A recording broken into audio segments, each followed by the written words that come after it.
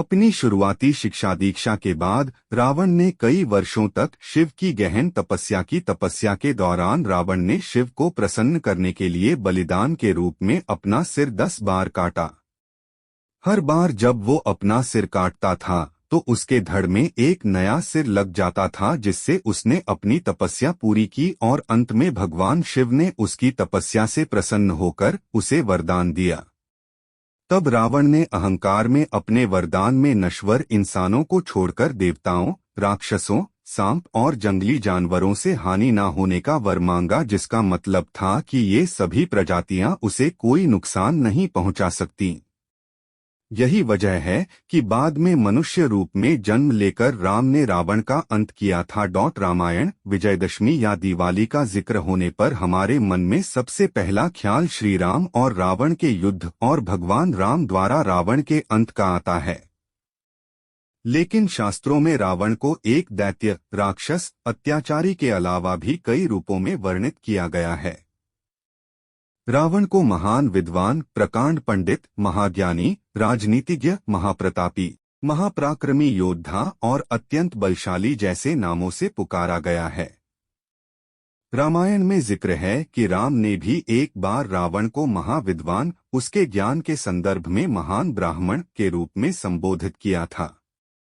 रामायण में रावण को ऋषि विश्रवा की संतान बताया गया है, लेकिन उसकी मां कैकसी क्षत्रिय राक्षस कुल की थीं। इसलिए उसे ब्रह्मराक्षस कहा जाता था। राक्षसी और क्षत्रिय दोनों गुणों के साथ वो बेहद बलशाली और बहुत बड़ा शिवभक्त था। रावण का जन्म महान ऋषि विश्रवा, विस्मुनि और उनकी पत्नी दैत्य राजकुमारी कैकसी के घर हुआ था। उनका जन्म देवगण में हुआ था, क्योंकि उनके दादा ऋषि पुलस्त्य ब्रह्मा के 10 मानस पुत्रों में एक थे।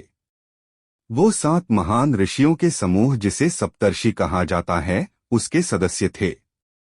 कैकसी के पिता और दैत्यों के राजा सुमाल्या की इच्छा थी कि उनकी बेटी की शादी नश्वर दुनिया के सबसे शक्तिशाली व्यक्ति के साथ हो, ताकि उससे एक असाधारण संतान का जन्म हो। रावण को कई वरदान प्राप्त थे।